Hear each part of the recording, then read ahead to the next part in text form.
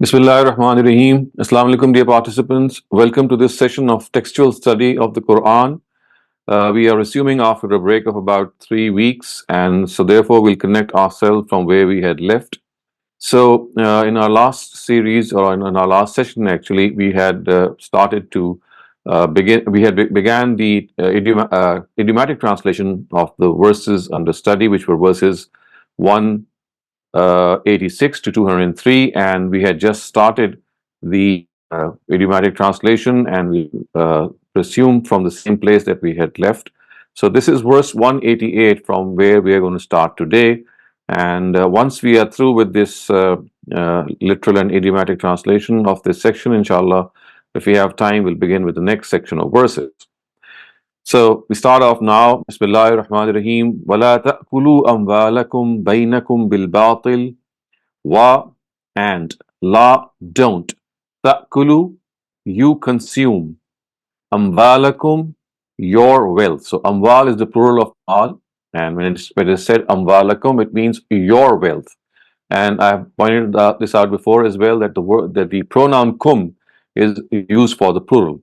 So amwaluka would mean in the singular your wealth, implying one single person, and when we say amwalukum, it implies the plural, which means the wealth of all of you. Bainakum, this kum is the same as what we have just referred to. Baina is between. So bainakum would mean between you. So do not consume one another's wealth. This is up till here. And then it says bil batil. Batil is, of course, evil or unjust. So idiomatic, we can say that it means that do not consume your wealth, which belongs to you, in an unjust way. Wa and tudlu biha, make it reach. Tudlu biha, to make it reach. Ila, towards al hukam, those in authority. Hukam is the plural of hakim, and it means those in authority.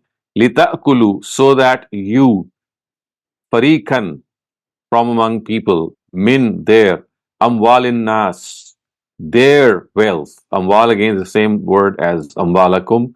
The only difference here is that it is without a pronoun. Nas is people. Bil ism would mean with injustice. Wa and antum, you, ta'lamun, you know. So from here, watudlu biha ilal hukam would mean so that you make it reach those in authority. Again, implying the fact that you are giving money to achieve your illegal goal. And this is what we call as illegal gratification. So the Quran says, وَتُدْلُوا بِهَا إِلَى الْحُكَّامِ, so that you make it reach those in authority, so that you may get a chance to consume a part of the wealth of people. فَرِيقًا مِنْ أَمْوَالِ النَّاسِ, a part of the wealth of people, bil ism, in a wrongful way. And you also know this. So you see, what makes it a very, very grave crime and a grave sin is that you are using money for illegal gratification, and it is not that you're doing it out of any ignorance or out of any uh, lack of knowledge, but it is on the contrary, that you are very well aware that you are giving money to achieve your desired objective, which is to do something which is actually not your right, do something which is illegal. So this verse actually is a very eye-opening verse. It tells us that you do not consume the wealth which is rightfully owned in a manner which is unjust, and then use this wealth in a way that you give it to those in authority, to your rulers, so that you are able to achieve something that does not rightfully belong to you. And you are absolutely aware of this. You are conscious of this fact that you are making this error, and this makes it a very grave sin. Yas'alunaka anil ahilla. Yas'alunaka means you, they ask you. So of course the you here refers to the Prophet. Yas'alunaka, they ask you, an, about. Al ahilla, this is the plural of halal, and here it implies the sacred months. So they ask you about the sacred months. Qul, tell them, here, they, mawaqit. Mawaqit, the plural of miqat. Linnas, for people. wa al-hajj, and the pilgrimage. So they are a time for the welfare of people and for the pilgrimage. So mawaqitu linnas would mean there are time for which people during which people can earn benefits. Mawaqitu linnas wa and al hajj. So in other words, when people they gather there, and this is also a means of welfare for the people, because this the hajj is a huge gathering in which people are able to exchange a lot of their merchandise, as was the case in those times, that people would not just come for this purpose, but they would also have other benefits attached, and of course, implied here also the spiritual benefits of this time. So, say there are a time for the welfare of people and for the pilgrimage. Wa and laysa not. Al birru, piety, or a more accurate translation would be loyalty. Walaysa al birru would mean, and it is not loyalty. What is not loyalty? Be'an, that. Ta'tul buyuta, you come to your houses. Min, from. Zuhuriha, their back doors. So zuhur is the plural of zahir, and this means that there's no level of piety, there's no level of loyalty in the fact that when you come to your houses, you come to them from their back doors. Walakin al birra manittaqa. But in fact, loyalty or piety is of those manittaqa who have fear of God. So we have already explained this and discussed this earlier on, that the Arabs, when they would come back from their pilgrimage, they would not enter their houses from the front doors, they would enter them from the back doors, thinking perhaps that the weight of sin that they carried for Hajj or to Hajj is now no longer with them, and now they should enter their houses from a new part of their house. So the Quran says, "Waqtul buyuta min abwabiha." You come. Al buyut, buyut is the plural of bait. This is used in the previous section as well, and bait means house. So come to your houses min abwabiha, from their doors, from their front doors, is what is implied here. Abwab is the plural of bab. Abwab would mean bab means gate or door, and abwab would mean doors. So you come to your houses from their front doors. Wa and ittaqullah, fear God. لعلكم تفلحون, so that you tuflihun, prosper. This kum should always be it should always remain in your mind that this is basically a pronoun, and it's plural pronoun, and you can see in our earlier verses it has occurred as a plural pronoun. Amwalakum, of course, has been used earlier on. So amwalakum is your wealth. Similarly, la'allakum would mean so that you. So this ending with the pronoun kum should now get it should get now stuck in your mind, that it basically refers to people who are found right in front of the speaker, and they are more than one, which means that they are in the plural. Tuflihun would mean so that you prosper. In other words, the Arabs are being warned and cautioned, and they are being, in fact, reprimanded that this is no piety that you think that you return to your houses, you should enter from your back doors. This was a innovation that was found in the amongst the Arabs of those times, and the Quran had to correct it, so it did. Wa qatilu, fight, fi sabilillah, in the way of God. So sabil is way, Allah is God. So qatilu is to fight, and fight in the way of God. Allazina, with those, yuqatilunakum, who fight with you. This kum is the same kum. Yuqatilunakum, who fight with you. Wa and la, not. Ta'tadu, commit excess. So what is being said here is that you fight in a way which is exactly the same as you were fought with. I mean, you should not exceed those limits, which means wala ta'tadu, and do not exceed limits. Inna, indeed, Allah, God, la, not, yuhibbu, likes, al-mu'tadeen, those who transgress. So it means that indeed God does not like those who transgress or those who exceed the limits. So mu'tadeen are people who exceed the limits. Wa and uqtuluhum. So when we read it collectively, or jointly it would be pronounced as waqtuluhum. Otherwise, it would be wa uqtuluhum. So waqtuluhum would mean and you fight with them. So here, haythu saqiftumuhum, and you kill them, you fight those people against those. Haythu saqiftumuhum would mean wherever you find them. Saqiftumuhum, wherever you find them. Wa and akhrijuhum, you turn them out. You turn them out. So just as the pronoun kum is is a pronoun which is meant for people who are standing right in front of you. It's like saying you. But when you are to use a pronoun which is an indirect pronoun, which is of course in the second person, it would be him. It means they. So just as kum is you, him is they. So akhrijuhum would mean you turn them out.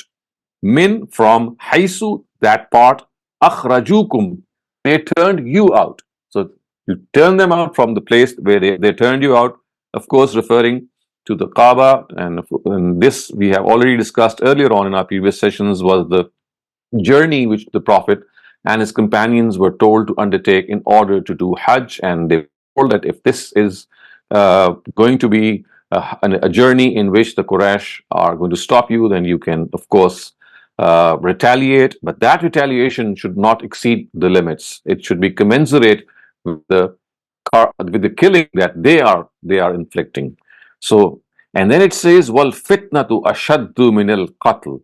Al fitna here it means persecution. Ashaddu, far greater. Min, from. Al qatl, killing. So this is a very important directive of the Quran. It says persecution is a far greater crime than killing. I mean, we know how heinous a crime murder is, how heinous a crime is to kill someone. But the Quran says, Al fitnatu ashaddu min al qatl. When you persecute people, it is far worse than killing them. And what exactly is persecution? Persecution means that do not allow people to follow their own religion. You force them into some other submission. You force them to follow some other religion. So this is what persecution is, and this is precisely what the companions of the Prophet and he himself were afflicted with when this whole scenario was going on. So it says, "Wal fitnatu ashaddu min al-qatl," that if you persecute people, then this is far worse than killing them. Wa and la, not tuqatiluhum, you fight with them in the near. Al-Masjid al-Haram, of course, refers to the Kaaba, the sacred mosque. Remember the word haram, just as it is used for something which is forbidden, it is also used for something which is sacred. So Al-Masjid al-Haram will mean the sacred mosque. Hatta, until, yuqatilukum, they fight you, fihe, in it. So the idiomatic translation would be, and do not fight with them near the sacred mosque until they fight you in it. فَإِن قَاتَلُوكُمْ, so there, fa is therefore, in is if, قَاتَلُوكُمْ, they fight with you, فَقْتُلُوهُمْ, you kill them. كَذَلِكَ, in this way, jaza, reward, al-kafirin, the disbelievers. So فَإِن قَاتَلُوكُمْ فَقْتُلُوهُمْ. So if they wage war, if they fight with you, you also fight them. This is the reward of the disbelievers. Again, is as I said, is a particle of. It actually expresses the fact that therefore, and in is a particle which expresses condition. Intaha would mean if they desist. So if they desist, فَإِنَّ اللَّهَ, so therefore God, Ghafur Rahim, Ghafur, forgiving, Rahim, merciful. Which means that if they desist from this, then you should remember that God is merciful and forgiving, which means that you should not also exceed these limits. If they desist, then you should also back away. Wa and qatiluhum, you fight them, hatta, until, la, not, takuna, remains, fitnatun, persecution. So you fight with them until persecution does not remain. Wa and yakuna, becomes ad-deen, religion, lillah, for God. which means that all religion becomes for God. In other words, there is no other religion which remains in Arabia except the religion of God. Fa, and in intahaw, they desist. Fala, therefore not. Udwana, udwana means any transgression. Illa, except. Allah, on al-zalimin, the unjust.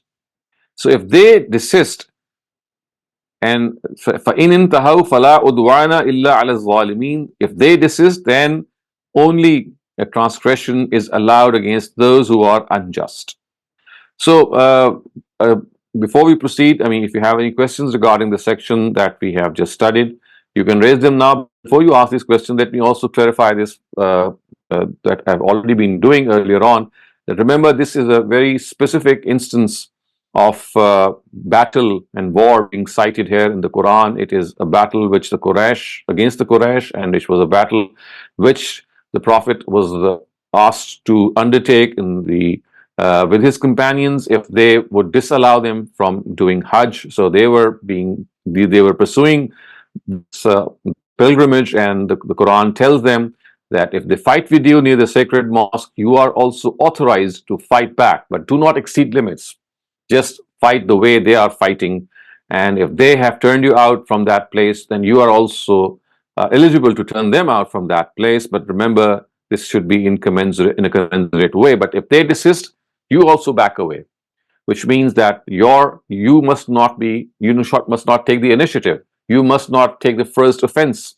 The offensive should not be from yourself. If they are offensive, then you can defend. This is what the Quran has told us, and remember, this has a very specific context. So, in case you have any questions regarding what we have studied until now, please raise them now. Thank you, Dr. Saleem. Our first question in the chat is asking, fitna is a comprehensive term, but you've confined it to just persecution. Yes, because the context tells us that the fitna here is referring to persecution. The word fitna, when it is used as a common noun without an alif lam, it would imply any sort of trial or test.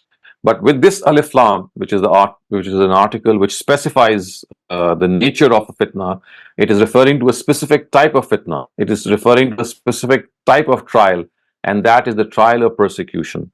And this al-fitnatu ashaddu min al-qatl, it tells us that this is no ordinary trial. This is a trial in which you are forcing people to leave their religion.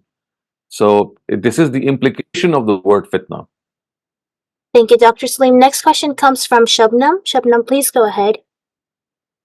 Thank you भैया sir ये अभी आपने pilgrimage की बात की profit सल्लल्लाहु अलैहि वसल्लम की सर मैं थोड़ी कंफ्यूज हो गई प्रॉफिट ने तो एक ही हज किया था और वो फतेह मक्का के बाद था तो सर इसका क्या टाइम ऑफ रेवलेशन है जिस So basically this is something that they had been asked to undertake, and remember, this never took place, and the whole episode ended in the Surah Hudaybiyah, and the Prophet just took off his ihram. So basically it was a visit to the Baitullah, and when the truce of Hudaybiyah took place, this truce of Hudaybiyah meant that for 10 years there would be peace, and there would be no war between them, and the Quraysh would allow the Prophet and his companions to come back the next year and do their Umrah. Right, sir. Thank you, sir. We have another question that's asking how many people were accompanying at the time, but they haven't specified for what. Well, I don't know exactly, but we know that a vast number of companions did go with the Prophet. Okay. Thank you, Dr. Saleem. I have a question too. So Allah is saying that the fitna is worse than any other thing, but He's also asking people to only be Muslims and for all of Arabia to only be Muslims. So why is that okay? So that is a specific status which is given to the land of Arabia, and that is it was chosen as the center of monotheism. So we've discussed this elsewhere, that the Almighty, when He made this promise with Abraham that He will grant him the sovereignty and supremacy of all mankind, the way that would be done is that He would settle His progeny one part of his progeny in the land of Arabia or Hijaz, and the other part of his progeny in Palestine. Of course, we know this is what happened in history also. So the purpose was that in order to perpetuate religion after Abraham, the way which the Almighty selected was that He made these two areas or these two territories on the map of the world as centers of monotheism. It only in these areas, and specifically now, once that the particular status of Palestine no longer is there the way it was when the Bani Israel or the Israelites were ruling. So today, after the departure of Prophet Muhammad, the land of Arabia is considered to be a land in which monotheism has to reign supreme always, and no other religion is allowed to live there on a permanent basis. Yes, they can go there, they can have their temporary places of worship, but it's like a model place, so to speak. So all in the rest of the world, they can have people can have their own religious temples and their churches and all their prayer places, but God wanted to select one place which would be a pure center of monotheism. So Hijaz or land of Arabia was selected after Ishmael was settled here. Previously, the same status belonged to Palestine, as I just said. So, cutting this short, I would just say that basically the scheme of the Almighty seems to be to us is that after the Prophet Abraham, the way messengerhood would progress was that two areas would be selected for this purpose, and then a whole ummah would be instituted from these places. No, in history, the Israelites were the first people who were chosen. They belonged to to Isaac's progeny, and when they were unable to fulfill their obligation, they were deposed from their place, and then the Ishmaelites were given this. But the way that this happened was that the land of Palestine was first given to the Israelites, as we know from history. And then the land of Arabia was given to the Ishmaelites so that they could make it a model place of monotheism. And then from there, they are able to communicate the facets of religion to the rest of mankind. But as I said, this is just specific to the area of Hijaz in this, and it does not in any way entail that in other parts of the world where Muslims exist or they are living, they are to adopt the same behavior or attitude. Thank you for clarifying that. Dr. Saleem, we have another question that's asking, did Beit Rizwan happen at that time? Which time? When they were going for Hajj, and they thought that there was this killing of Usman that had taken place. Yes, that is the time. Okay, thank you. They did not specify, but I hope that answers their question. Akram Bhatti Saab, please go ahead. Assalamu alaikum, sir. Wa alaikum salam. In Ayah 190, when Allah says, وَقَاتِلُوا فِي سَبِيلِ اللَّهِ الَّذِينَ يُقَاتِلُونَكُمْ وَلَا تَعْتَدُوا إِنَّ اللَّهَ لَا يُحِبُّ وَلَا تَعْتَدُوا, that actually bothers me in a way that I can understand that one Muslim should not start a war, but if once war started, then how can you judge?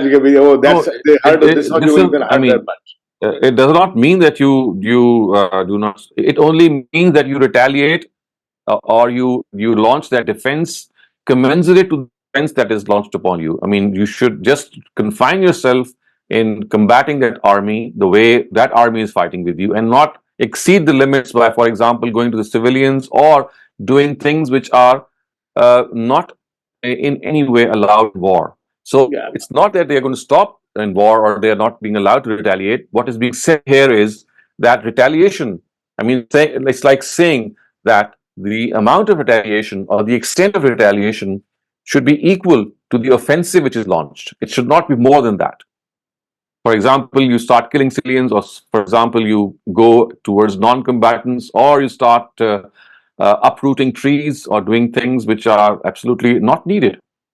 Oh yeah, thank you very much for clarification that civilians and non-combatant people should not be. So this is what I said. Do not transgress bounds. Yeah, because if somebody kills me, try to kill me, I might kill him. He might not. So what? That's what right. I was confused. That would be equal retaliation, and that is absolutely fine. Okay, thank you, sir. Thank you for clarification. Jazakallah khair. Adil Qureshi, please go ahead. Ji, Assalamu alaikum, Dr. Shehzad. Walaikum assalam. So, sir, the ayah where it says "Wayakunu dinu lillahi," Mhm. translation, a simple translation would have been "Wayakunu dinu lillahi," uh, Allah, Mhm. Allah ka ho jaye. But Mhm. added the word "Sarzameen" or this particular place in the translation, while this is Yes. not in the Arabic. Mm.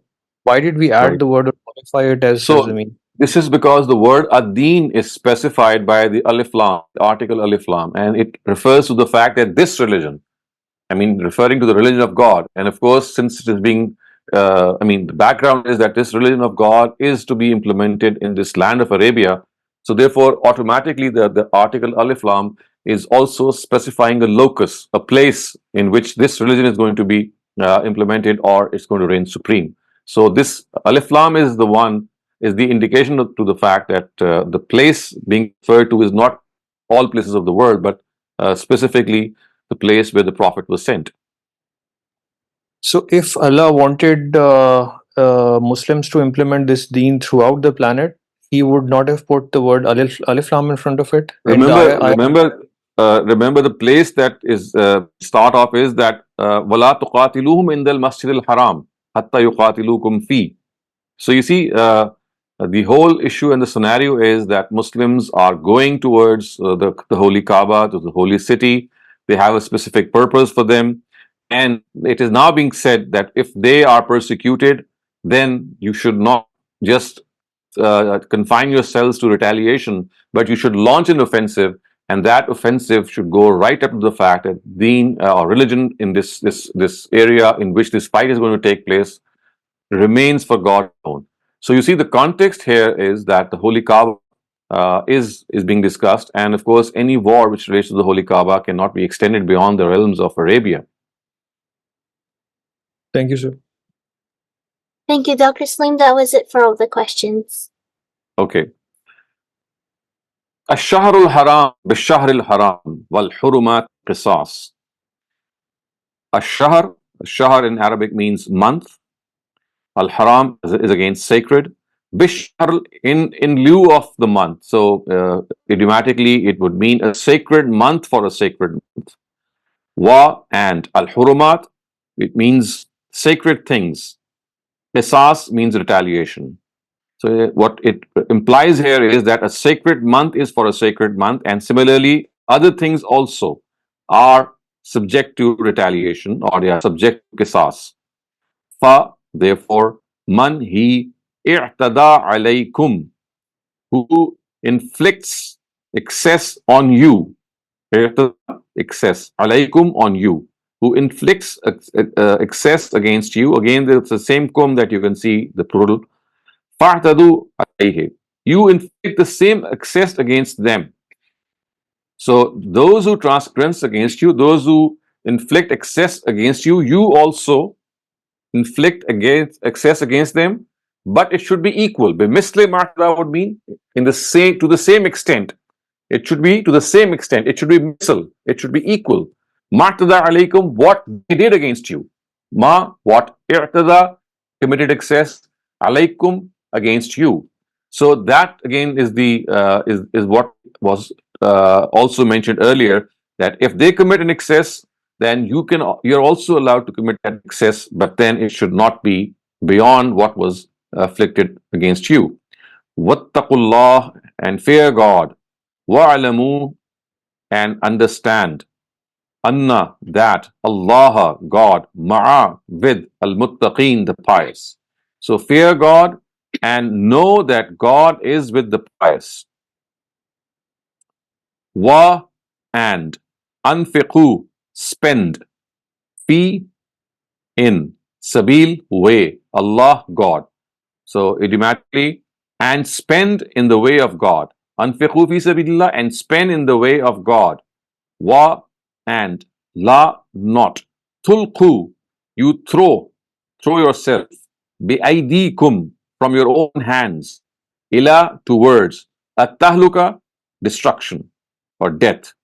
So, in other words, what is being said is that when this whole scenario arises that you have to fight with these people, then of course this would need money as well. This would need resources. So for this purpose, anfiqu fi sabilillah, this is the cause of God.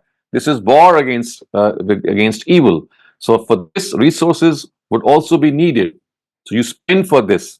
And if you don't spend, the Quran says it would be as if you are consigning yourselves to destruction. So this means, وَلَا تُلْقُوا بِأَيْدِيكُمْ, do not consign yourselves from your hands. It's saying that you are doing something from your own hands and consigning yourselves towards destruction. Wa, and ahsinu, do good. Inna, indeed, Allah, God, yuhibbu, likes, al-muhsinin, those who are gracious. So indeed, God, wa ahsinu would mean and be gracious, because God likes those who are gracious. Yuhibbu means He likes. Al-muhsinin, who are gracious. So again, the context here is that if for this war, there is this if they violate a sacred month, you are also allowed to violate the sanctity of that sacred month. So if, of course, fighting in the sacred months is not allowed, but if they fight you in the sacred months, then the qisas of that is that you are also allowed to take equal revenge, but should not exceed that equality. And this is what has been laid out earlier on. And then it is said that for this purpose, if resources are required, then you should spend those resources. Remember, this is the highest form of sacrificing yourself for the cause of God. And if you don't do so, what you would be doing is tulqu bi aydikum ila tahluka. You will be consigning yourself to destruction by your own hands, which you should not do, because you will be responsible for this purpose.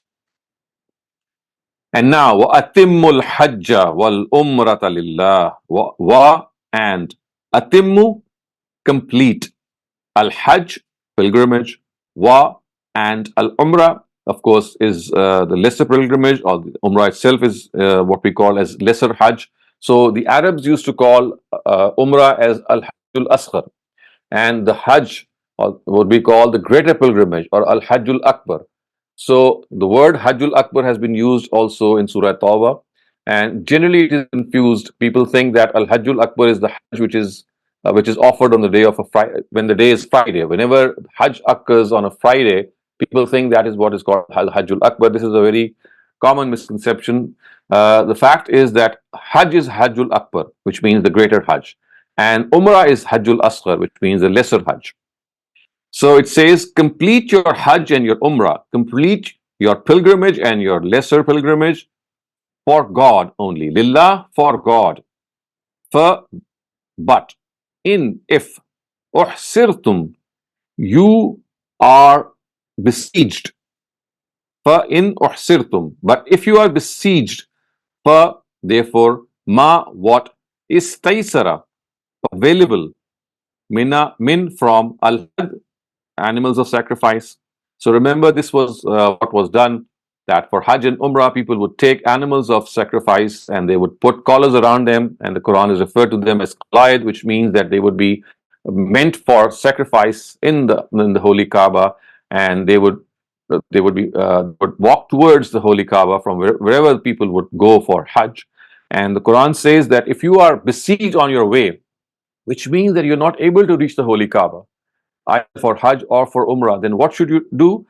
For mastaysara min al-hadi, wherever you are besieged, wherever you are able to go beyond that point, on that place, whatever animal you have, you sacrifice it. Fama, therefore, istaysara, available, min al-hadi, whatever hadi is available. Hadi, of course, as I said, refers to the animals of sacrifice. Wa, and la, not. Tahliku, shave off. Ru'usakum, your heads. Again, the same kum, your heads. Hatta, until. Yabluga, reaches. Al-hadiyu, the animals of sacrifice. Mahilla, their place of sacrifice. So what the Quran has said here is, La tahliku ru'usakum, do not shave your heads. Halaka, of course, means to shave one's, and tahliku would mean you do not shave your heads. Ru'us is the plural of ras, and kum, of course, is your. So do not shave your heads until reaches, yabluga, reaches, al-hadiyu, animals of sacrifice, mahalla, their place. So the cutting of hair or the shaving of hair, as we know, the sequence of this is that once the animals have been sacrificed, we know only after that the ritual of shaving off your hair has to be conducted, not before that. So the Quran says that you must stick to the same sequence, that unless these animals they reach their place. So remember, the whole scenario is like this, that if you in the times of the Prophet, because this actually happened, and later on also it's a guidance that if you get besieged from going to the actual place of Hajj, then you stay where you are, but you stand with animals if possible. And once they are sacrificed, after that, the Quran says you are allowed to shave off your head. Unless that happens, you should not do that. But then there is an exception which the Quran is given, and what is that? It says, fa, therefore, man, he, kana, is, minkum, from among you, maridan, sick. But he from among you who is sick, aw, or bihi azan, is bihi azam min ra'sihi, or has some ailment in his head. Aza is ailment, min ra'sihi, from his head. Ra's is head actually, and we have just seen the plural of ras occur in the previous part, which is ru'us. So you can see two words, one singular and one plural occurring one after the other. Ru'us is the plural of ras. So it says, faman kana minkum maridan, anyone amongst you who is a mariz, who is sick, aw bihi azam min ra'sihi, or he is inflicted with something in his head, which means that he suffers from an ailment of the head, then what should we do? فَفِدْيَةٌ min sayamin, then he should give in ransom. Fidya is ransom. Min sayamin, some fasts. Aw, or sadaqah, some charity. Aw, or nusuk, animal sacrifice. So however, person is sick and he is therefore liable, or he is forced to shave off his head before the animal sacrifice takes place, then there is an atonement for that. And what is that atonement? The Quran says the atonement is that you keep some fasts, or you spend something in charity, or as it says that you should offer an animal for sacrifice. And the Quran says, فَإِذَا أَمِنْتُمْ, and then when you become peaceful, which means then when circumstances become peaceful, فَمَنْ تَمَتَّعَ بِالْأُمْرَةِ إِلَى الْحَجِّ, therefore man, he, tamatta'a, benefits, bil umrah, with umrah, ilal hajj, until hajj takes place. So which means that he is combining hajj and umrah in one journey. So remember, the scenario is that if you are besieged, if you're not able to go beyond a certain point, it could be because of war, it could be because of any other reason, then you have to send the sacrificial animals to their place of sacrifice, and must not shave off your heads unless that sacrifice takes place. But if you have an ailment of the head, or you are sick and you're forced to shave off your heads before animal sacrifice, yes, you can do that, but then for that you'll need to offer an atonement, and that atonement is mentioned here, either some fast or sadaqah, or as we said, some animal for sacrifice. And then it is said, فَإِذَا أَمِنْتُمْ, but when circumstances become peaceful, when you face peace, فَمَنْ تَمَتَّعَ بِالْأُمْرَةِ إِلَى, so he who benefits, tamatta benefits, بِالْأُمْرَةِ إِلَى الْحَجِّ, with umrah until hajj. So it means that you are conducting a journey in which you are combining hajj and in the same journey. What does the Quran say about that?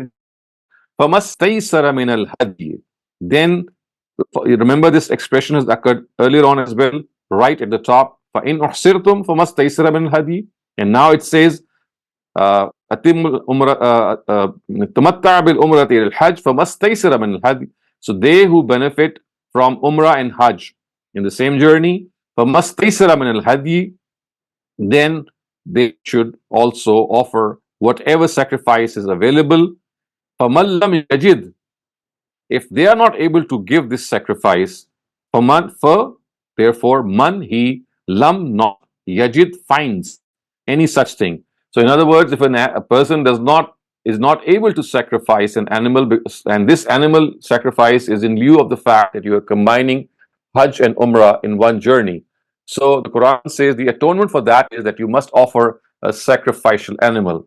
If that sacrificial animal is not available, then the Quran says that you have to fast a certain number and it says that should be 10. So it says, فَمَنْ لَمْ يَجِدْ, he who does not, lam is not, yajid, finds. What does he not find? He does not find that animal of sacrifice. Or in other words, the sacrificial animal is not available to him. فَصَيَامُ ثَلَاثَةِ أَيَّامٍ. So therefore, Sayam is the plural of Sawm, which means fast. Salasati ayyam, or 3 days, be in al-Hajj, during the pilgrimage. So he to whom any animals of sacrifice is not available for this atonement, then he must fast for 3 days during the time of Hajj. Fasayamu salasa. Salasa is 3. Ayyam is the plural of yom, which means days. And fi is in. Al-Hajj, of course, is the pilgrimage. So for him, he must fast for 3. He must fast 3. He should keep 3 fasts. He should observe 3 fasts. But this should be during the time of Hajj. During the time of Hajj, he's still there. Wa and sab'atin, 7. Iza, when. Rajatum, you return. So the whole formula is that if you're combining Hajj with Umrah, you should give an animal as an atonement for sacrifice. But if that animal is not available to you, then you must fast, you must observe or keep 10 fasts. And how should that be? That 3 of those fasts should be kept during the day that you're staying, or during the time when you're staying for Hajj in Makkah. And 7 when you return. Sab'atin, 7. Iza, when. Raja'atum, you return. So, of course, this atonement, or this second option of the atonement is mentioned here for people who are not able to sacrifice an animal. But if they are able to sacrifice an animal, as is the case normally today, because today, normally when people go for Hajj, they combine Hajj and Umrah, and the sacrifice that they offer actually is this atonement, this sacrifice for atonement, which is a obligation that they owe, and they must offer this atonement, because this is an atonement for combining Hajj and Umrah in the same journey, which actually means that the Almighty wants us to conduct or undertake separate journeys for Hajj and Umrah, because both have their own importance, and the real importance can only be accorded to them if separate journeys are made for the purpose. You do Hajj for the purpose of Hajj, and you do Umrah for the purpose of Umrah, because each has its own importance and each must be given that due that it deserves. But because of circumstances that we know do arise, that it's not easy to go to Hajj, it's not always the case that you are in a position to go for Hajj, so you take this risk that you do Hajj and Umrah in the same journey. Yes, that is something which the Quran says is possible, but then if you do it, then you must atone for that, and that atonement has just been discussed. And then it says, Tilka asharatun kamila. Tilka, this. Ashara, 10. Kamila, complete. So remember, the Quran said that 3 fasts should be during the time of Hajj, and 7 when you return. And 3 plus 7 makes 10. So Tilka asharatun kamila. This becomes 10 complete. Literally, it means this is 10 complete. In other words, the count of these fasts is now 10. This could have been said in a very different way, but this sublime Arabic of the Quran is really captivating. There are several ways that we would have said this same sentence, but the Quran has said it in such a magnificent style that one really marvels at this style. Tilka asharatun kamila. These are the 10. This is how the 10 has become perfect. Zalika, this. Zalika, this. Liman, for those. Lam yakun ahluhu, who do not have their houses. Hadri, near. Al-Masjid, the mosque. Al-Haram, the sacred mosque. So this is not for those who have their houses near the sacred mosque. In other words, what is being said here is that that concession that is being given, in which you combine Hajj and Umrah, is only for people who are living outside of this place, not around the sacred mosque, because that would be too easy a concession, because they can travel separately. But for people who are coming from outside, it is said that this concession is only for them. And so therefore it is said, Zalika liman lam yakun ahluhu hazir al-masjid haram. This is not for those whose houses are, or in fact it says this is only for those whose houses are not near the sacred mosque. Zalika liman lam yakun ahluhu hazir al-masjid al-haram. So people who live near the Masjid al-Haram, this concession will not be for those people. Wattaqullah, fear God. Wa'lamu, understand. Anna, that. Allah, God. Shadeed, stern. Al-iqab, retribution. So fear God and understand that indeed God, Anna is indeed, Allah is God. Shadeedul iqab is stern in retribution, which means that if you do not follow what is being told, then you would be taken to task by the Almighty. So before we move on to the next section to do its translation, if you have any questions up till now, please raise them. Thank you, Dr. Saleem. We have a slightly longer one in chat that asks, the directive of Ayah 194, فَمَنْ اعْتَدَى عَلَيْكُمْ فَاعْتَدُوا عَلَيْهِ بِمِثْلِ, seems to be contradicting to what Jesus said in Matthew, and they quote 5:38 to 40. You have heard that it was said eye for eye and tooth for tooth, but I tell you, do not resist an evil person. If anyone slaps you on the right cheek, turn to them on the other cheek too. Why is this so? This is exactly the same. I mean, there's no contradiction. Jesus has also, this is a specific area in which the directive has been given. You see, this is a directive in which you are facing an offensive, and that offensive is that you are being assigned a certain task, and that task is that you have to liberate the Baitullah from the clutches of the Quraysh. So this is an entirely different scenario. However, in this case in which you have referred to Jesus, he's talking about common morality amongst people. It's not a duty that has been assigned to any one of them in a particular case. It's a common moral thing that if someone is evil to you, instead of retaliating, you should be good to that person. So that is an entirely different scenario in which individual morality is being discussed. Here, a certain task was given that they were asked to liberate the Baitullah or the house of God from the clutches of people who had taken to polytheism and had converted the house of monotheism into a house of polytheism. So this is a very specific task which was assigned to them. And even in this task, remember what the Quran has said, they were not allowed to take the offensive. They were not allowed to take the initiative. Only when the offensive would be launched against them were they allowed to retaliate. So even in such a case, the situation was that you would not be the first people to take the initiative. So the two cannot be held analogous to one another. That is an entirely different situation, and this is an entirely different situation. Thank you, Dr. Saleem. Shaban Ansari, please go ahead. Assalamu alaikum. Wa alaikum assalam. Doctor साहब, ये जो आपने बात कही कि हज के साथ उम्रा जमा करने की, तो और उसमें हदी कुर्बानी की जरूरत होती है जो हम लोगों को नहीं पता थी, लेकिन होता वहां पर 2019 तक तो वहाँ ऐसा ही हो रहा था कि लोग मस्जिद आयशा से 20 पीस मतलब वो एहराम बांध के और 20 उम्रे कर रहे थे लोग। तो इसका मतलब कि अगर 20 उम्रे करेंगे तो 20 कुर्बानियां भी साथ होंगी उनके सामने। तो लेकिन ये कि अब सुना है कि वो अब बंद हो गई, अब बंद हो गई है, अब पाबंदी हो गई है, अब एक उम्रे की हो गई। तो हम लोगों ने तो एक ही किया था। You see, what the Prophet has been has set as a sunnah, and of course recommended his companions, is that one umrah should be confined for one journey. So in one journey, you should not do more than one umrah, unless, of course, you are going to another city and then coming back from that city. For example, if you land in Jeddah and you do your umrah first, that is sufficient. That is your journey counted as one. But if you go to Medina or to some other city and then you come back again, it's like revisiting the house of God. So remember, it is a visitation that you are being asked to do. I mean, it's not. I mean, you just cannot do the same visitation in the same journey, because that would be a mockery of the actual ritual. What is being said is that if you are coming to the house of God from a different city, then do that visitation once only. So the right.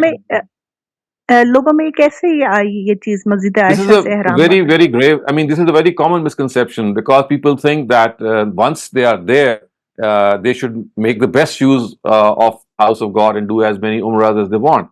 Whereas they don't understand that umrah actually is a visitation of the house of God in one journey. I mean, once only.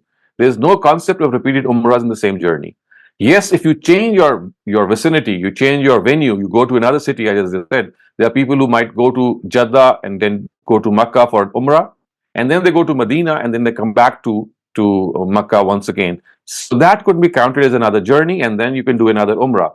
But going outside the precincts of Haram and going to Masjid Aisha and then coming back by wearing the Ihram is just, mockery of the ritual. And as you said, they have now stopped it. और एक और चीज जो इसमें बताई, अल्लाह ताला ने कहा कि किसी के सर में अगर कोई तकलीफ है और वो कुर्बानी से पहले सर साफ करवा लेते हैं, तो इसमें इसके रोजे या वो नहीं बताए इसमें इस आयत में, या Yes. इसमें कोई So you बताया see, this कुरान में? has been कितने रोजे? left, right. This has been left to the discretion of, but the is specified that this should be. I mean, we know from certain hadith literature that there is a specification made by the Prophet, and in the absence of that specification, because the Quran itself has not specified, any number of fasts would have been kept, any amount of charity could have been given, and any amount of animals could have been sacrificed. But we know that there is a hadith in which the Prophet himself has stipulated 3 fasts and similarly some other amounts of charity and animals for sacrifice. और ये भी मेरे ज़हन में आ रहा था कि वो जैसे यहूद सवाल किया करते थे ना अपने ऊपर बर्डन ज़्यादा डालने के लिए, कि ये तो वैसे उनके लिए कहा गया है कि जो नहीं अफोर्ड नहीं कर सकते, लेकिन जो अफोर्ड कर सकते हैं और जिनको पता ही नहीं है तो वो फिर रोजे रख लें बाद में हम जैसे लोग. Right. Thank you. Adil Qureshi, please go ahead. So just a clarification on the earlier points. So are the men required to all shave off their head completely, or can they simply just remove some hair from scissor as well? So that is another thing that we know from elsewhere in Surah Fatah. It says "Muhallikina rusakum aw muqassirin," which means that, of course, it's not that you always need to shave off your heads. You can also have a haircut. So it's either of the two. So the word muhallikin or la tahliku, the way it is used here, is not just for shaving off the head completely. It encompasses both. I mean, either you shave off your head completely or you just have a haircut. In either case, the Quran says that this should not be done unless the animals have been sacrificed. Right, but the people that I sometimes see are just simply cutting like a few locks of their hair with a scissor themselves. And does that qualify as a haircut? Well, Or do you have- actually, what the Quran has said that you need to just have a haircut. Now, every person can have a different understanding of what a haircut means, but in the plainly, what we know what a haircut is that you shorten your hair. So I think the spirit of the whole thing is that you either shave off your hair or you just shorten your hair. This is what a haircut is. And also, just to point out this fact that we often lose sight of the fact that why at all has the Almighty asked us to shave off our heads or to even have a haircut. So for that, I'm just going to once again refer you to the philosophy of the rituals of Hajj. So in ancient scriptures and in ancient, in Abrahamic scriptures as well, the way of shaving off one's head or the way that we have a haircut, this was a ritual that actually signified that you are submitting yourself to the servitude of God. And in ancient practices, whenever people would come into bondage before a king, so the sign of this bondage would be that the head would be shaven off, and this would mean that now this person is dedicated to this king. So the same practice was adopted by the Quran, by ancient religions, divine religions. And when we shave off our heads or when we have a haircut, we actually symbolically accept this fact that we are giving ourselves in the servitude of God. We are giving ourselves in God's bondage. Right, sir. So, sir, my actual question was, I noticed you were impressed by Tilka Asharatun Kamila. Since I don't know the Arabic that much, I'm having actually a hard time appreciating these words, because as per me, these words should not even have been there, right? Allah Almighty already said 3 days with this, 7 days with this. Allah Almighty did not even need to say that this ayah. Right. But you were actually getting impressed by this ayah. So can you explain that? My understanding was that the beauty of languages, you don't need to say that. It's slightly difficult to explain certain things. The eloquence is more understood than explained. But you see, the thing is that the Quran did not need to say that these are 10. Of course, as you said, that 7 and 3 they make 10.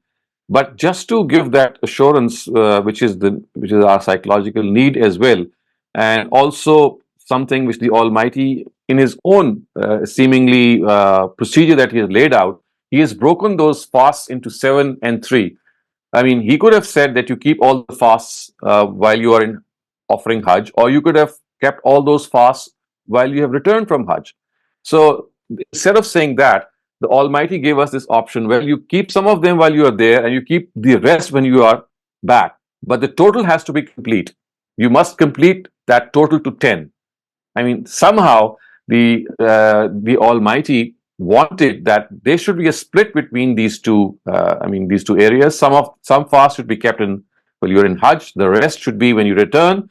And because the total has to be 10 in either case, so the Almighty pointed this out. But remember, the total which was to be 10, the count which was to be 10, will become 10 once you are able to conduct this in a way that 3 of them would be in those parts of the world where you're going for Hajj, and 7 when you return. So it's like just pointing out this fact that in fact 10 was what the Almighty had in mind, and now this is how that 10 has been accomplished. But does I this know mean it's slightly difficult to. I mean, I'm at times over explanation is slightly difficult, but the appreciation lies in the fact that basically it was 10 fasts that were needed to be kept, but it but can't they be were 4 split into 2. but it can't be 4 plus 6 or 5 plus 5. It It could has not to be be that. No. It has to be 3 plus 7. okay. It's Thank you, sir. as simple as that because the Quran has specified it. Sure. Thank you very much, Dr. Saleem. Akram Bhatti, please go ahead. Assalamu alaikum, sir. Again, Walaikum salam. sir, the way you explained earlier in response to my question, what ta'addi is, here Allah Ta'ala says, فَمَنْ اِعْتَدَى عَلَيْكُمْ فَاعْتَدُوا عَلَيْهِ بِمِثْلِ مَا بِمِثْلِ مَا اعْتَدَى. And تَدَى. then you gave example of attacking non-combatant and and civilian. So Right. here when Allah says, فَاعْتَدُوا عَلَيْهِ بِمِثْلِ مَا اعْتَدَى عَلَيْكُمْ. So, like what came to my mind is what's happening in Israel and Gaza. So if Israelis are killing their civilians, can their retaliation kill their civilian also? No, certainly not. Because if they're doing something wrong, I mean, you cannot do something which is wrong. You see, retaliation can never be immoral. I mean, if they're spilling innocent blood. So see, if they're spilling innocent blood, you cannot spill innocent blood because they have nothing to do with that. I mean, they are not responsible for that. Misli Matada does not refer to this. Misli Matada refers to the fact that you should confine yourselves to what they are doing, which means if they, I mean, here the scenario is not that they are killing non-combatants. Scenario here is that they are killing combatants. So in return, Muslims are being told that if they have to seek revenge, that revenge should be confined to their combatants. So the context is entirely different because the non-combatants were being attacked. The Quran is not saying that. They were attacking combatants. So in return, Muslims are being advised that when you are being attacked, don't commit any excess. Don't go beyond what is your stipulated authority. So the offensive was being launched by the Quraysh, and the Muslims were being told that if that offensive is against the advancing army, you should not exceed the limits and go to other parts or to other people. Thank you very much. Thank you, Dr. Saleem. That was it for all the topic-related questions. Okay. Al-Hajju Ashhurum Ma'lumat. Al-Hajj, of course, is pilgrimage. Ashhurun, of course, means months. So Shahar is the singular, Ashhur is the plural.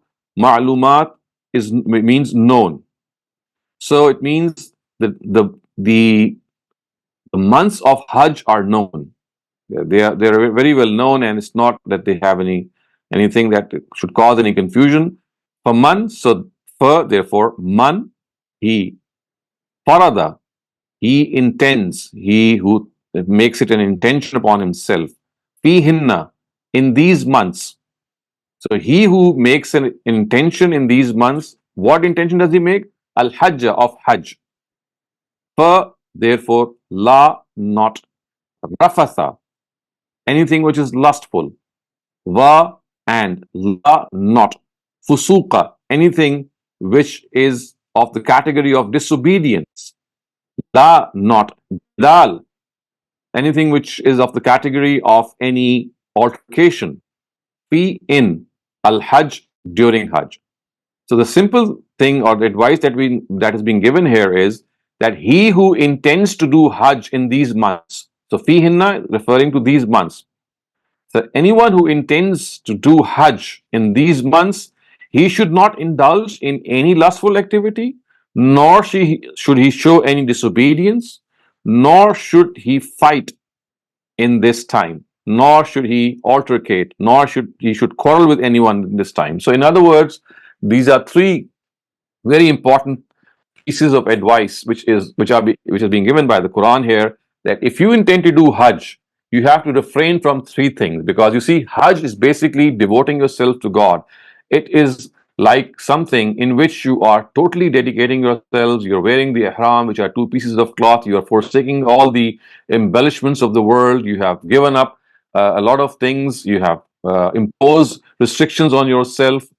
So, in the fitness of things, if this is what you intend, then there should be no lustful activity. There should be nothing which is of the nature of disobedience to the Almighty.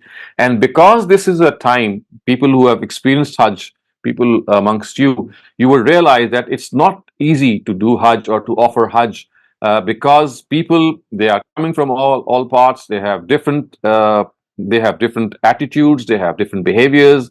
They have all sorts of different backgrounds, and to remain amongst them and even amongst people with whom you're offering Hajj is not always easy because of the trying circumstances, and one often gets jittery, one often gets furious and frustrated and at times impatient. So the Quran is especially telling people that if you are going to do Hajj, if you're going to offer Hajj, you are going to face these trying circumstances, and patience here is a must. If there is a chance that you might need to argue with someone, just withdraw yourselves. Don't quarrel with anyone, because this is not the time to raise any quarrel. This is not the time for any argument. This is a time to devote yourself to the Almighty. And as I said, when there are people who are doing this in a collective way, there is always a chance that they could be colliding with one another. They would be in a situation in which the other person is not comfortable. So instead of arguing with the other person, just withdraw. Do not do any sort of argument with that person, so that all your mental abilities are focused towards this very, very huge ritual. So, vama, wa, ma, what, taf'alu, you do, min, from, khair, good, ya'lamuhu, ya'lamuhu, is known to Allah, God. So it means whatever good you do, or whatever you do from good. This is what its literal translation is, but min khairin actually means whatever good you do. Whatever good you do. Ma taf'aluhu min khairin wa ma taf'alu min khairin ya'lamullah. Whatever good you do is in God's knowledge. Ya'lamullah is in God's knowledge, which means that even if it is done in your own heart, even if it is not noticeable to people, remember it's noticeable to God. Whatever good you do is in God's knowledge. Wa, and tazawwadu, take provision. Fa inna, because indeed, khaira, best, provision, zad is provision, at-taqwa, piety. So in what is being said is, tazawwadu, and take provision of piety. In other words, what the Quran is telling us is that your provision, your resources, whatever you carry with you, the best of those sources is taqwa. The best of those resources is piety. Yes, whenever you go out for Hajj, you take your resources, but the best of these resources is the resource of piety. In other words, once again, the advice which is being given by the Quran is that you have to be God conscious. Taqwa, as we all know, is a very, very important term of the Quran. It means to remain in one's limits.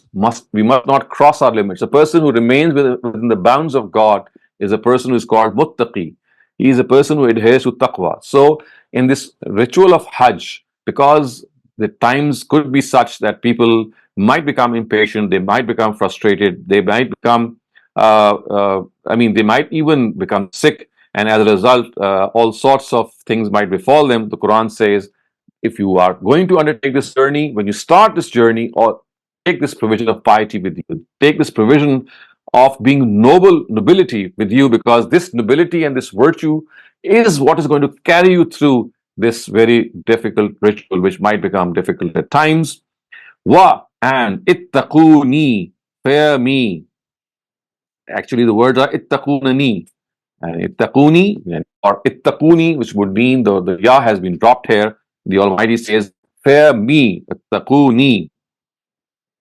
Uh, Ya ulil albab, O men of intellect, or ittaquni, fear me, or keep fearing me, O men of intellect. Again, once again, the caution which is being sounded here by the Almighty is that if you have to go for Hajj, if you have to offer Hajj, and this is a ritual in which your patience will be tested, and the best provision that can counter this is that provision of piety, the provision of nobility, the provision of virtue itself. This is how you should conduct yourself. And remember that you have to fear the Almighty. Quran says, "Wattaquni ya ulul albab," O men of intellect, you fear me, because you don't have to fear anyone else. You need not be give any regard to other people as far as the bounds of God are concerned. You just need to be conscious of God's limits alone. لَيْسَ عَلَيْكُمْ جُنَاحٌ أَن تَبْتَغُوا فَضْلًا مِنْ رَبِّكُمْ. Laysa, not, alaykum, on you, junahun, offense or sin, and that tabtahu, you find, fadlan, blessings, min, from, rabbikum, your Lord.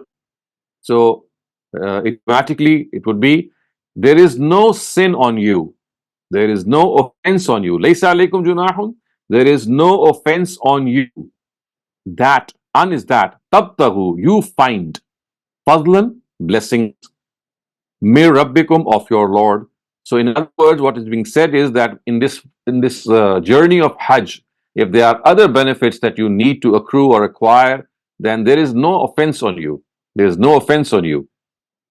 فَإِذَا أَفَزْتُم مِّنْ عَرَفَاتٍ, and إِذَا, when, afaztum would mean that when you come through, when you pass through that, min arafatin, from Arafat, fazkuru, you remember, Allah, God, inda, near, al-mash'ar al-haram, near the sacred monument, referring to the Muzdalifah. Wa, and, uzkuruhu, remember God. Uzkuru, remember who, is a pronoun referring to God. Remember him, kama, the way, hadakum, you have been instructed. So, فَإِذَا أَفَزْتُم مِّنْ عَرَفَاتٍ, which means that when you depart from Arafat, when you come out of Arafat, remember God near the sacred monument, remember God near the Mash'ar al-Haram, wazkuruhu, and remember him the way you have been, wazkuruhu kama hadakum, remember him the way you have been instructed. Wa in kuntum, wa, and, in, if, and, un kuntum, you, min, from, qablihi, min qablihi can be classified as one word before, he is this, laminal dhalin, you were from those who had lost their way. Wa in kuntum min qablihi laminal dhalimin, and indeed you were those who had lost their way from before this. Qablihi, before this, la minal dhalin, from amongst those dhalin who have gone astray. Summa, then, afidu, you also return, min haysu, from where, afadan nas, from where people have returned. Wa, and, istaghfiru, seek forgiveness, Allah, of God. Inna, indeed, Allah, God, Ghafoor, forgiving, Rahim, ever merciful. So the Quraysh are being advised here that they must also go or return from the place where all other people would return. Wastaghfirullah, and you should seek repentance from God. Indeed, God is forgiving and ever merciful. So we've already discussed this earlier on, that the Quraysh would not go beyond and they would not travel to where the pilgrims would do, and they would come back. And therefore, the Quran is telling them that you also must go where all other people are going, and you should not think that you're crossing the limits of Haram if you're not going to Arafat. You have to go there in all circumstances, and you keep seek God's forgiveness, and you must understand that God is forgiving and He is ever merciful. Therefore, iza, when qazaytum, you finish manasikakum. Manasik is the plural of mansak, and mansak means rituals. Kum, your. So, faiza qazaytum manasikakum would mean when you finish your rituals of Hajj. Fazkuru, remember Allah, God. Kazikrikum aba'akum, the way you remember your forefathers. So the Quran is telling them that this was, of course, something which the Quraysh used to do. They would indulge in these debates of superiority amongst one another, in which they would regard their own forefathers to be superior to the forefathers of the other tribes. So the Quran says that you replace this by actually reminding yourselves of the greatness and exaltedness of the Almighty. So the way you used to remember your forefathers, the way you used to revere them, respect them, and bestow them honor, this actually should be replaced by remembering God Almighty. So remember them the way you may remember God, the way you remember your own forefathers. Aw ashadda zikra, or ashadda, even more, zikra, remembrance. So you should even remember them more than you remember your own forefathers. Remember God more than you remember your forefathers. Therefore, فَمِنَ النَّاسِ, and amongst people, and he amongst people, man who yaqul says, Rabbana, my God, or our Lord, Atina, give us, fi, in, ad-dunya, this world, wa, and ma, not, lahu, for him, fi, in, al-akhirah, the hereafter, min, from, khalaq, share. So the Quran is telling us, فَمِنَ النَّاسِ مَنْ يَقُولُ, from amongst people there are those who say, فَمِنَ النَّاسِ, from people there are those, man who يَقُول, say. What do they say? Rabbana, our Lord, Atina fid dunya, give us what you would like to give in this world. Atina fid dunya, which means that they are not asking for anything in the hereafter. So it is said that there are people who say that give us in this world, and they have no share in the world to come. This is the comment of the Quran, that because of the fact that these people are only asking from God their share in this world and nothing else, God says, okay, I'm going to give you your share in this world. وَمَا لَهُ فِي الْآخِرَةِ مِنْ خَلَاقٍ, but they will have no share in the hereafter because they are not after that share. Why should God give that share to them if they don't want it? Wa, and minhum, from among them, man, they, yaqulu, who say, Rabbana, our Lord, Atina, give us, fi, in, ad-dunya, the world, hasana, what is good, wa, and, fi, in, al-akhirah, the hereafter, hasana, what is good, wa, and, waqina azab an-nar. Qina would mean save us, protect us. Azab an-nar, the punishment of the fire. So what is being said here is that there are some people who would only ask God that God give us in this world, and God says, okay, I'll give you what you want in this world. وَمَا لَهُ فِي الْآخِرَةِ مِنْ خَلَاقٍ, but then for such people there is nothing left for the hereafter. This is one type of people. Another type of people is وَمِنْهُمْ مَنْ يَقُولُ رَبَّنَا آتِنَا فِي الدُّنْيَا حَسَنَةً وَفِي الْآخِرَةِ حَسَنَةً. So these are the people who say that give us what is good in this world and give us what is good in the hereafter. Which means that actually they're not just saying that give us good in this world. What they're saying is that God grant us what is good in this world and grant us what is good in the hereafter. Waqina azab an-nar, and save us from the torment of the fire. Ulaika, it is they, lahum, for whom, nasibun, a share, mimma, from among, kasabu, they earned, wa, and, Allah, God, sari, swift, al-hisab, accountability. So God says, Ulaika lahum nasibu mimma kasabu. It is they who shall receive a share of their earning. Wallahu Sariyul Hisab, and God is very swift. He is very fast in reckoning. So, in other words, these are two types of people. One of these type is just asking for goodness in this world, but the other types says that, well, we would like our Lord to give us what is good in this world and what is good in the hereafter. We would like both of these gifts from you. So God says that ulaika lahum nasibum mimma kasabu. It is these who shall receive a share of their earning, and God is stern in accountability. He's swift in accountability. Wazkurullaha fi ayyamim ma'dudat. Wazkuru means remember. Allah, God. Remember God. Fi in. Ayyam again is the plural of yawm. So remember God in the days. What are the days? Ma'dudat. Ma'dudat means which are appointed. So remember God in these appointed days.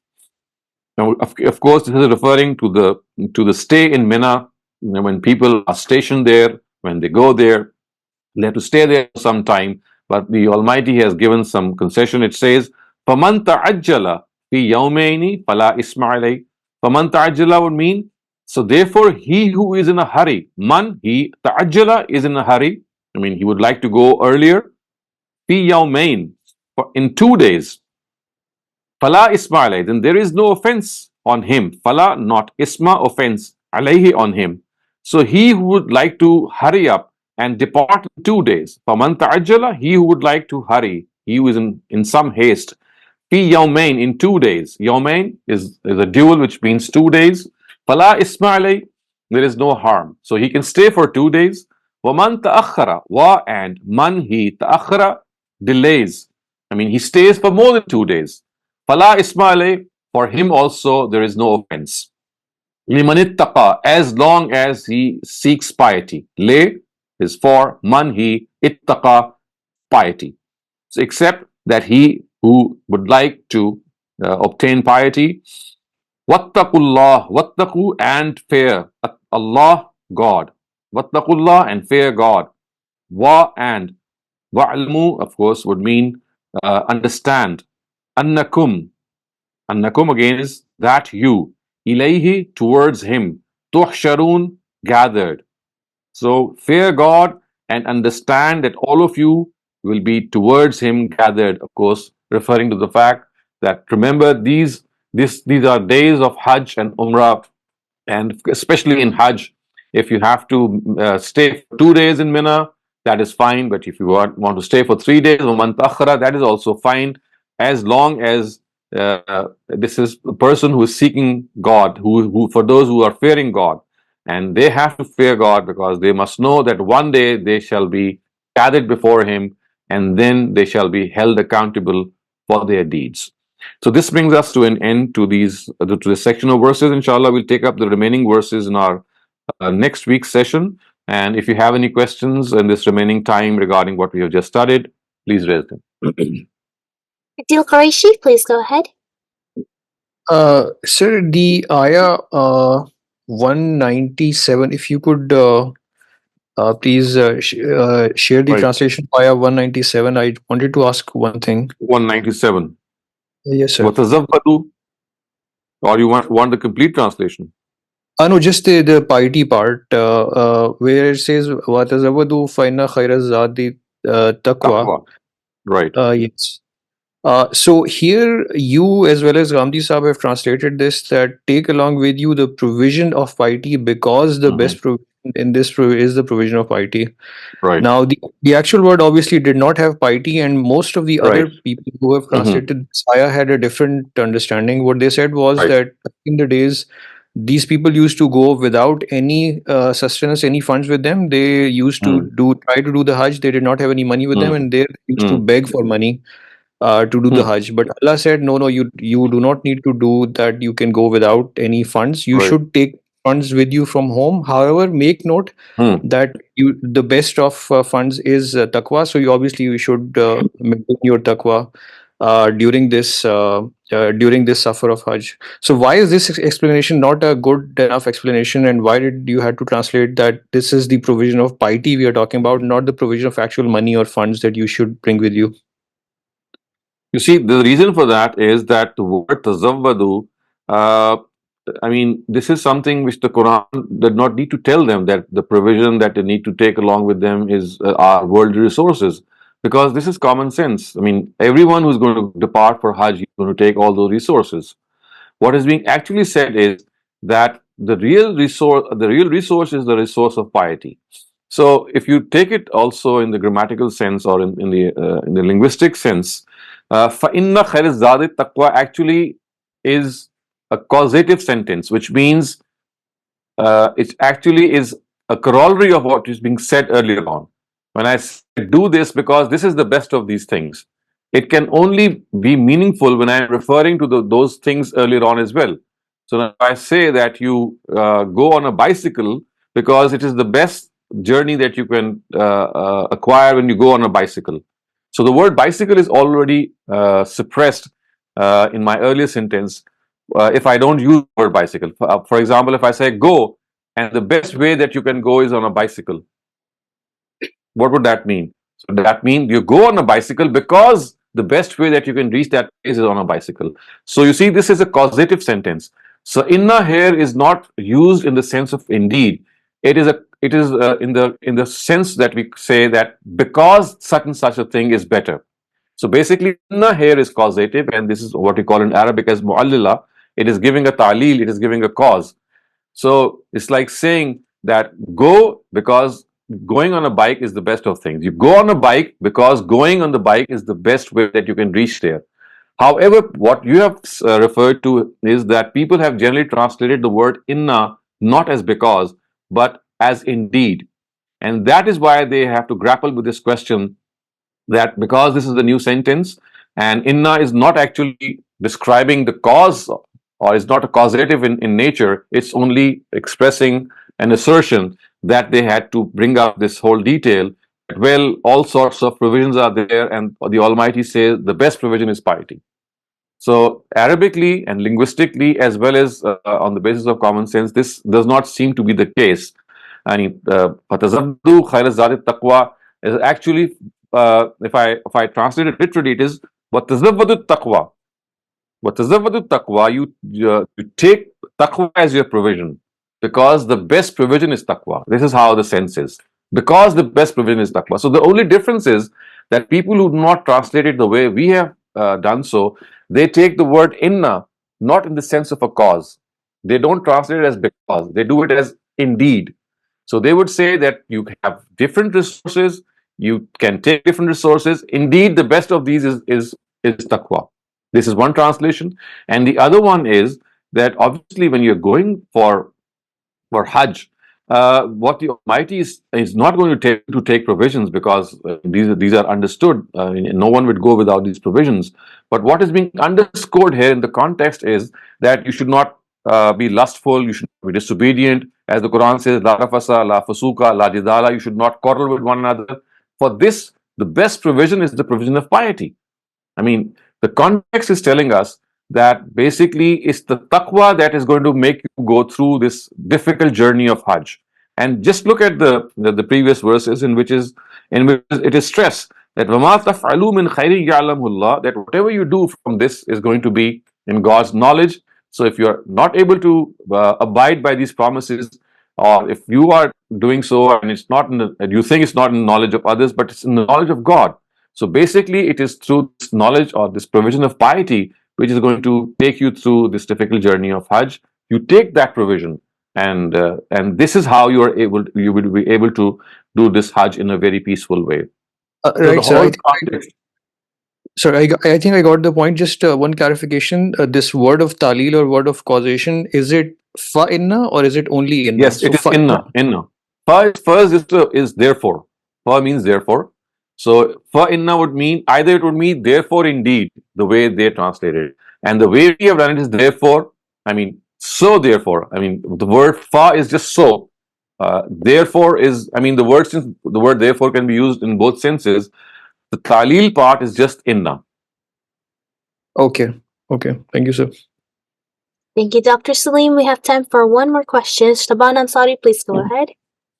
Doctor साहब ये हज करते हुए जैसे अल्लाह ताला ने कहा है कि जिदाल और नहीं होना चाहिए और तकवा का, तो ये हमारे यहाँ तो ये होता है कि हजरे अस्वद, हतीम और मकाम इब्राहिम जिसको समझा जाता है, और सही के वक्त और रियाजुल जन्ना के वक्त जो हम्म, खींचातानी और जो तूफान मचता है, तो वो जी जिदाल में नहीं आ जाता। और ये भी कहा जाता है कि जी कोई जिक्र ना किया करें आप, वहां पर अल्लाह ताला नाराज होता है, मतलब ये कि बुराइयां ना बयान करें। तो फिर इम्प्रूवमेंट कैसे आएगी अगर नहीं बयान करेंगे? वो शर्मिंदगी तो शैतान को भी होती होगी देख के कि ये है मुसलमान जो वहां राइट हशर होता है। तो ये जिदाल में नहीं आ जाता। और you're तकवा right का तो about it फैसला हो जाता है, right तकवा तो जो खींचातानी आपस में और लड़ाई झगड़ा होता है। तो ये अजीब चीज है कि क्यों हर जगह पे उन्होंने बना लिया कि नहीं यहाँ हमें जरूरी नफिल पढ़ने हैं, जिसको मकाम इब्राहिम समझते हो जहाँ पैर का निशान है। हतीम में हम right जरूरी नफिल पढ़ेंगे, रियाजुल जन्ना में हम जरूरी नफिल पढ़ेंगे, चाहे किसी की गर्दन टूटे चाहे कुछ। Correct. You see, I think the basic problem here is slightly different, and that is the amount of people who do Hajj is in excess of 2 million. And this, I think, is something that needs to be checked, and especially people who are doing repeated Hajj. So, if you have a sizable amount of people, for example, people that you can manage, this problem would not arise. This problem has arisen. A number of others have arisen because the amount of people who do Hajj in excess of 2 million. Imagine 25 lakh people sauntering through one place to another, and of course trying to outdo one another to perform these rituals. But a natural consequence. So I think what needs to be cut down is the amount of people, and repeated Hajj should also be.